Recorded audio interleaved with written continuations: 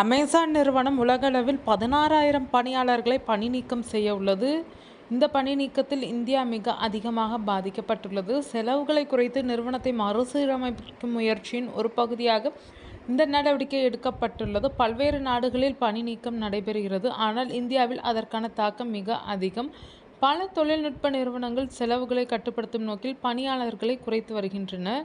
அமேசானின் எந்த துறைகள் அல்லது பணியிடங்கள் அதிகமாக பாதிக்கப்பட்டுள்ளனர் என்பதை இந்த வீடியோவில் பார்க்கலாம். கிளவுட் சேவைகள், சில தொழில்நுட்பம் மற்றும் ஆதரவு பணியிடங்கள் குறைக்கப்பட்டுள்ளனர். மனிதவள மேலாண்மை, ஆட்சேர்ப்பு மற்றும் நிர்வாக பணியாளர்கள் அதிகமாக பாதிக்கப்பட்டுள்ளனர். சில்லறை வணிகம், விற்பனை மற்றும் வாடிக்கையாளர் சேவை தொடர்பான பணியிடங்களில் பணி நீக்கம் நடந்துள்ளது. லாஜிஸ்டிக்ஸ் மற்றும் விநியோகம், சில பகுதிகளில் விநியோக மேலாண்மை பணியாளர்கள் குறைக்கப்பட்டுள்ளனர்.